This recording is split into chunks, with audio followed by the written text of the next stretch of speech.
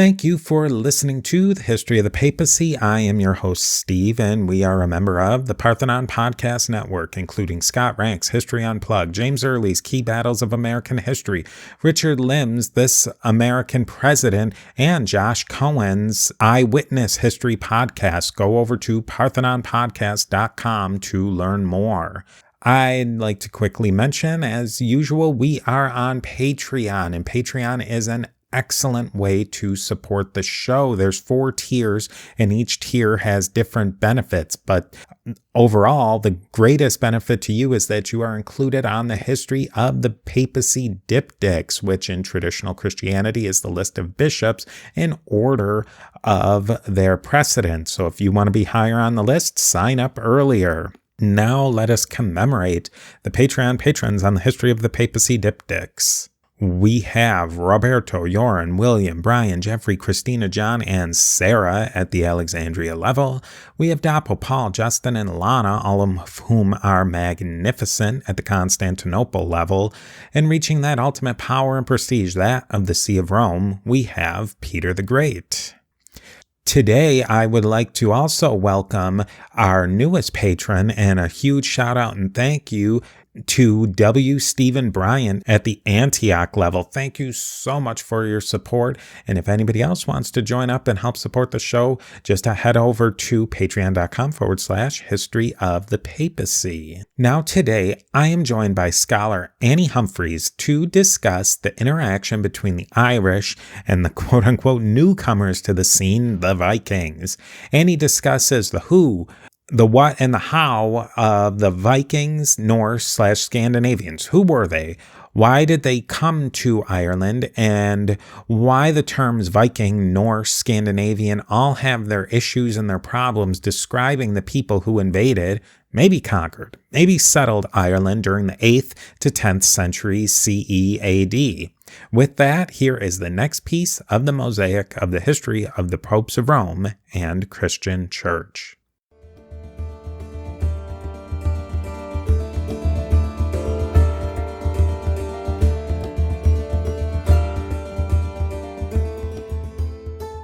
I'd like to welcome our very special guest today, Annie Humphries, to talk about the Vikings in Ireland and the Viking relationship with British Christianity and Christianity in general. Annie is writing her PhD thesis on the Norse in Middle Age Irish literature. They have been given numerous talks on the interaction between the Norse and Gaelic cultures during the medieval period. Thank you so much, Annie, for coming on to talk about this fascinating topic. Dr. Carly McNamara suggested I reach out to talk to you about the role of the Norse in the history of Ireland and the British Isles, and how the Norse adapted and impacted the culture and history of this region. And I'm really looking forward to talking to you about this fascinating topic. But before we get too far, can you tell us a bit about yourself? Sure. Thank you so much, Stephen. So I'm a final year PhD at Trinity College Dublin under the supervision of Sean Duffy, who's professor of Irish and Insular History.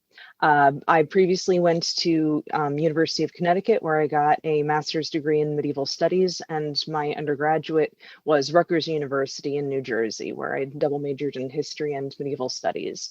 Also, during my time at Rutgers, I went to University College Cork and earned a certificate in Irish studies, and that's really when things kicked off for me in terms of learning Irish language, as well as medieval Irish language and medieval Irish literature. So when I was at the final year of Rutgers, as well as University of Connecticut, I really focused in on Icelandic literature. I was interested in the way that the Gaels, Scottish and Irish people, were written about in Icelandic settlement literature. And so I took a few years out of academia, had a kid, taught a bit at local institutions, and then I returned to academia for a PhD in kind of the opposite, the way that the Norse are written about in Irish sources. And specifically, I'm using Middle Irish dynastic propaganda literature because its historicity has been questioned, and rightfully so. It is dynastic propaganda, which has plenty of reasons to bend to the truth for all kinds of purposes.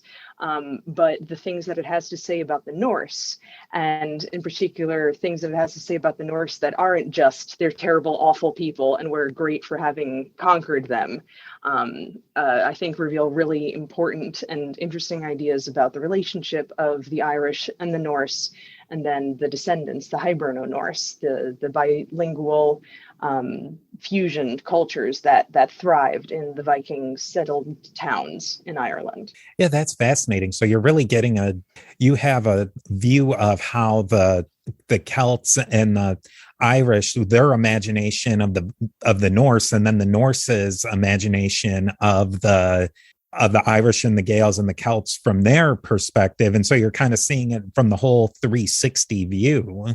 Exactly. Yeah, I am a historian. I am interested in, straight political history. But I think this cultural history, this cultural memory is also really worth investigating and talking about. The idea of what was the mind map of a person about this other person in a pre-modern world. What are some of the frameworks you use to try and understand that better? Well, sometimes it gets right down to data crunching about exactly what names are used, what the etymology of those names are, where they first appear, and in what context. Sometimes it actually gets quite scientific, which is funny because my PhD friends in STEM will set something to run and then manipulate the data artistically to tell a story. Whereas I'm dealing with spreadsheets of medieval Irish literature, and it's like, wait, how come I'm in humanities? I'm in the easy stuff. It's not. So there is some raw data collection and analysis in those ways. Other than that, honestly, it's a lot of comparative literature and seeing what stories annals tell. Not that annals themselves are necessarily historically accurate, but they have a different purpose than this dynastic propaganda literature. And then how it compares to things that are meant to be wholly fictional. But then even then, the relationship of fiction to history is a bit more complicated than we have nowadays. So it's fun, interesting human studies, and that I have the privilege of working with these medieval Irish documents. Yeah, that's fascinating because you're combining art. It's a kind of an art to try and figure this out, but it's also you're folding in the science of really crunching how the analyzing these texts. That's fascinating. And now a word from our sponsors. Thank you. I think so. And I think honestly, I think it's a privilege to be at this point in my PhD where I'm very tired of my project, but I'm still, certain that it's producing useful and interesting information about the small scale, literally what the Irish said about the Norse, but then on the larger scale, how people communicate with and envision each other's outside of modern state systems. Before we dive too deeply into that, because I definitely want to get into more of that, who were the Vikings and the Norse overall, and what was their relationship, especially in Ireland? Okay, so great question. Let's get things started. Now, pretty much everything I have to say, there'll be one person who could jump up and say, well, actually, so this is going to be a general overview, not for intense, rigorous academic analysis.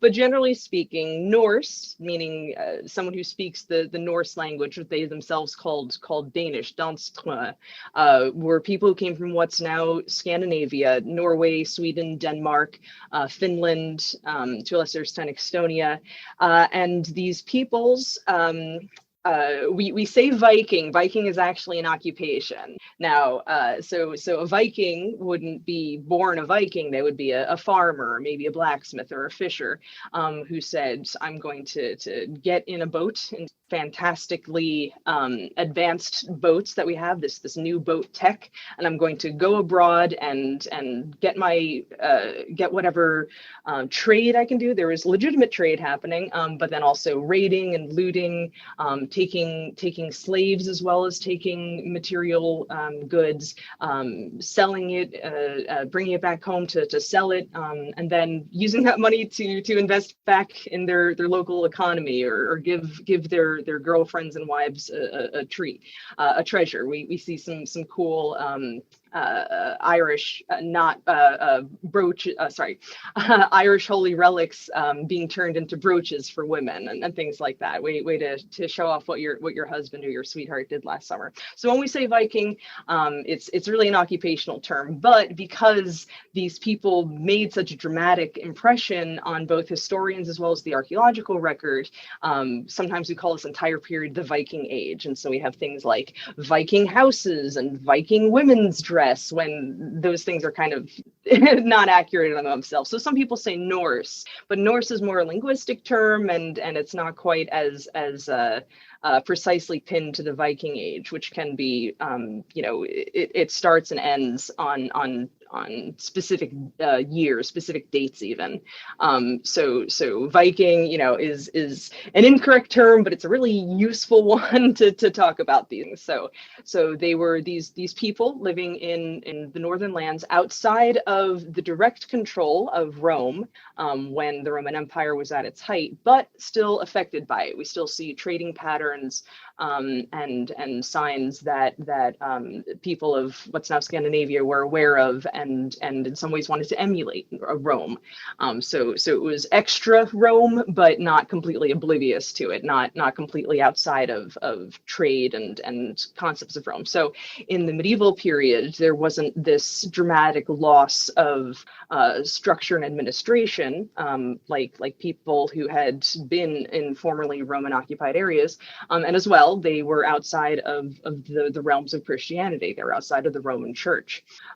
So it lends itself to this sort of romanticized, very highly romanticized space beyond the Roman borders. But I think people need to remember that they knew they were kind of on the periphery of what had once been a fairly cohesive empire, and then they were on the periphery of Christianity as well.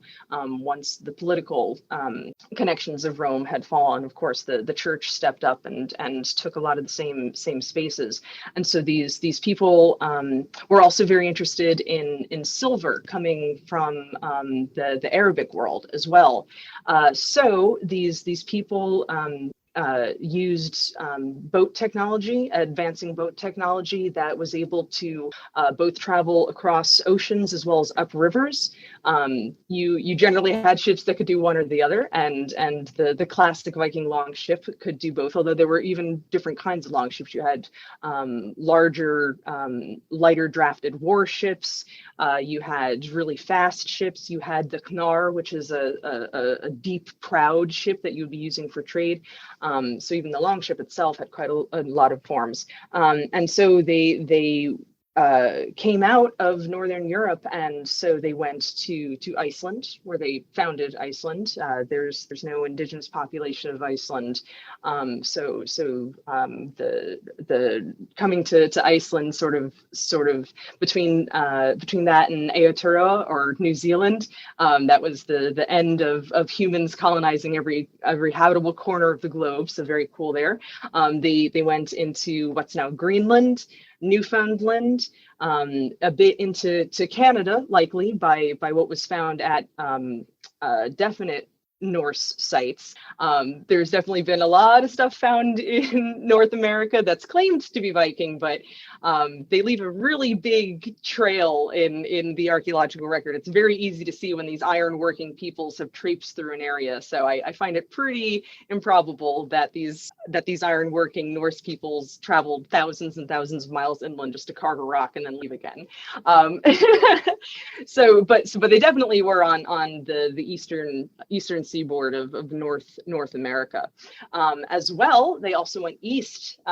Kiev was founded by Rus, why we call it Russia nowadays. Those were Norse-speaking peoples from Scandinavia.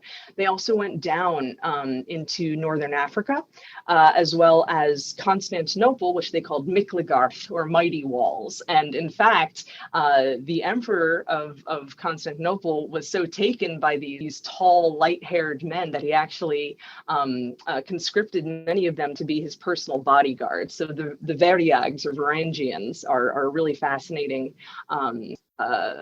view of so many different pre-modern states coming in together. And so what this means is you had, at some point around the year 1000 CE, you had the Old Norse language spoken on 4 continents: North America, Africa, Asia, and as well, of course, Europe. It was a very wide world. Even for today, it's a very wide-ranging world. And so this idea of medieval people just sitting at home in huts waiting for trains to be invented or something is really not applicable to when we think about the Viking. It's really interesting. Why the Vikings, or why did the Norse go pursue these activities at this particular time? What were some of the factors? Were there push factors, pull factors was there a competitive edge that they had that really allowed them to fill so many spaces so quickly? It's a fantastic question, or series of questions, Stephen, and there's no one easy answer. Sort of the old story was that there were these rising politicians, regional kings who were accumulating power in Norway in particular, and there just wasn't enough land, and there were too many sons, and so something had to give. But that's a very convenient for 19th century nation building. We're not quite sure that the archaeology actually supports that. And while yes, Western Norway is full of fjords, there's plenty of farming space in Sweden and Denmark and Eastern Norway. I don't think they were suddenly running out of land in a very dramatic way. There's actually been some theories that upheavals in the Islamic world halted silver coming into Northern Europe, and that inspired people to want to open up new avenues to get to Islamic silver, to reconnect to the Silk Road, go into the Mediterranean rather than through what's now Eastern Europe. So there's definitely possibilities that there were these fairly dramatic, I don't know if you would call that a pull or a push, but dramatic changes to the world around them that meant people wanted to take to boats. But then, it definitely can't be overstated, the push factor of the new clinker-built boat technology, the combination of these flexible, light boats that you could put on a sail and cover vast distances. It's really extraordinary, and so for these reasons and more, probably more that we can't quite put our fingers on, there was so much to be explored and found outside of Scandinavia, with these relatively fast to build, expensive, or not that terribly expensive boats. Why wouldn't you get out and make your way in the world outside of your homeland? And would these people have left? I think you get the idea that, especially if you're looking at, say, a monastic record or something from the perspective of the people who they interacted with, were they really necessarily looking to go out and conquer? Or were they looking to trade, fish, and saw a target of opportunity? Like, oh, look at this monastery's completely chock full of gold and it's not defended. Let's just go take something. And and all the men have sworn not to fight. I mean, like, are they crazy? We need to relieve them of these burdens, clearly. I think conquest is a complicated idea, because I think that requires a more systemized nation building than we quite saw at the time. Now, there certainly was proto nation building in particularly in the later years of the Viking era. So I'm not going to say that it wasn't there, but this idea of, I'm going to go out and claim land for anyone other than me and my immediate family, I'm not sure that was so much of a motivation. But for sure, the idea that people would accumulate wealth in monasteries and just expect people to respect it, it certainly was compelling. But I do have to point out for you and any listeners who aren't aware that there was plenty of violence and capture of people long before the Vikings ever came onto the scene. St. Patrick himself was, of course, raided from what's now Wales and brought to Ireland, and then escaped, and this, that, and the other. And so there's they were not suddenly very violent men coming onto a peaceful scene, but just the latest and greatest in a series of raiders as well as traders who came looking for profits, easy profits. And it must not have been an absolute shock to somebody living in Anglo-Saxon Britain or somebody in Ireland that these people, they must have known that the Norse and the people in Norway, Sweden existed. I would have to imagine. Absolutely, yeah. There was communication and trade. I mean, not a huge amount, but you have to remember that the Angles and Saxons and Utes themselves had only very recently come from what's now Denmark and Frisia and things like that. So our modern concept of everyone just staying at home, being very timorous, and not understanding that there's people outside of them is not accurate for the time period. Now, I'm certainly not going to try to say that the Vikings were warm and cuddly. They were certainly quite rapacious and dramatic and brought, new horrible levels of human slave trade that hadn't been seen at such a scale before, for sure. But, the Irish annals in particular, and I'm sure, I don't know the English material as well, but I'm sure long before there were Vikings, there were people raiding monasteries and, burning down villages for some revenge, this, that, or the other. It certainly was not a bucolic pasture land just sitting around ripe for the picking. There's, it's a pre-modern state. There's no standing armies or police forces or Coast Guard. There's always been a sense of you're only as strong as the strongest force in your valley. Just to set a sense of scale, we did this with Dr. McNamara with just going from Ireland to the coast of Britain. It wasn't that very far to get from one to the other. How far, if somebody were to jump onto their longship in Norway or Jutland or even Frisia to say get to England or Ireland, how long would a travel like that take? Very weather dependent, and it would also depend on if you would try to sail straight through or if you would island hop. But if you island hop from, say, Norway to Faroes to Shetlands to Orkneys, and now you're in the Hebrides, and then now you're in the Irish Sea region, with good weather, that could be a week, that could be 2 weeks. Yeah, it's now, I mean, it requires a strong hand and great luck, because the North Atlantic is just a dramatically treacherous area, and I'm sure there were plenty of voyages that took months to complete from if you had to wait for the tides or this, that, or the other. But yeah, if things were on your side, you could it would be a matter of days to go from Scandinavia to even interior points in the Irish Sea region. And now a word from our sponsors. And then to set the stage, probably more so, how did Vikings and why did they want to go to Ireland? What was their directly, and who were some of the people who went to Ireland? And I guess in what time period too? Yeah.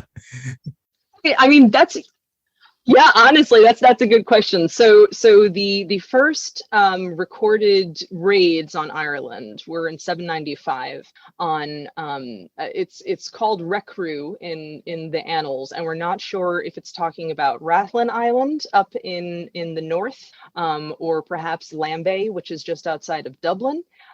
So there's this, pretty big range of what island specifically was the first, but we're talking the very, very tail end of the 8th century. But then the turnaround was quick because Ireland had a number of dynasties, a number of these kingdoms, kind of going shoulder to shoulder, and as same as in England, or even in some ways in France. What becomes France, there was not a very clear dynasty at the time. And so what this meant was the Norse were able to use the fact that they had a naval-based power to kind of slip in between the cracks between the major dynasties. And so they were able to get footholds on the Irish coastline in places that were on the borders of major kingdoms. And so by 840, we have the Long Fort, or the temporary camp of Dublin, has now become a year-round town. It's starting to become a market center. It's starting to have women and children, as well as these Viking men who had come specifically for trades. Now they're bringing their families. Now they're making their new lives in the space of just a few generations. And so what's really cool, the kind of stuff that I'm interested in, is that the Irish didn't immediately say, we shall join together as a nation against these foreign interlopers. They were like, awesome, how do I get these guys on my side so I can pull one over on the king in the next valley? And so very quickly, there was this dramatic and fascinating intermarriage, interplay of the elites of the Norse and the elites of the Irish, as well as at the non-elite level. Concubinage, enslavement, unfortunately, is a very big part of the story. And as well, you know what, I gotta think, someone was like, hey, that Irish girl is hot. I don't speak any Irish, but I'll try to wile her with my Norse ways. And so I'm sure that alongside forced marriage, there was also chosen marriage. And so within just a few generations, you had people growing up bilingual, growing up with one foot in each culture, because they're again, I'm not going to try to say that the medieval world had no racism or ethnicity concepts. They absolutely did. They cared so much about ancestry and things like that. But also they recognized that, people are going to get together. And there wasn't this concept that the Norse, neither the Norse nor the Irish, felt that the other was subhuman or in. They recognized each strange people speaking funny languages, having weird ideas about battles and what kind of military technology, but still people. I think that's kind of a difference that's interesting between Ireland and England. When the Norse came to England, they spoke a language that wasn't totally different, and they had a lot of cultural carryovers between each other. There was obviously the big religion difference, but in Ireland or in Scotland, in these Gaelic places where there was a different culture plus a different religion, a really different language, when two crazy kids came together, was one of them more pulled? I mean, just in general, I mean, every situation was different, but were the Norse getting kind of more drawn into the Irish, into that culture? Or do we see more that it was the other way around, that the Norse culture was maybe making more of an impact on the local culture? Now, that's a fantastic question, and I wish I could give you a straight answer. That's what I love about Scout. You never get a straight answer, which is good. You never get a straight answer. One kind of quick and dirty way to answer that question would be to see what names people are using. Now, there are not that many Norse sources that deal directly with Ireland. There's stuff about Ireland, and even parts of major sagas like Njal Saga. A few chapters of it takes place in Ireland, but we don't have the volumes of Irish people writing about the Norse, just because they're why wouldn't they be writing about these people on their own lands? So it's not as easy as look at an Icelandic saga, look at an Irish tale, and then see what it is. So to answer your question, I would say that to look at Irish records and see whether people are using Norse names or Irish names. And it really seems to have depended on the situation. You have families where two of the brothers have clearly Norse names, and then a brother has a name that's fully Irish. Or the really exciting ones for me personally are when you have someone who's got one name in Irish and then it's transliterated, sometimes even literally, into Norse. And so because of that, I think I would feel confident saying that the Norse in Ireland culturally took on more Irish names, but that's very likely because I'm reading Irish language text. So I can't say for certain that it was always in that one direction or another. I do have to say as well that while the Norse, this is more an archaeological question, but of course I am keeping an eye to the physical record as well as the written record. It does seem that the Norse bring technologies such as shipbuilding and the use of bows and warfare, but the houses in Dublin are constructed more on indigenous Irish structures and ways of materials, but they have a Norse shape. So it was this concept of a Norse idea rendered in Irish material. So it's who's copying who's stealing from who, and then you have to remember too that like we can talk about this sweep of 200 years easily, but for the people living in it, that was 6, 7, 8 generations.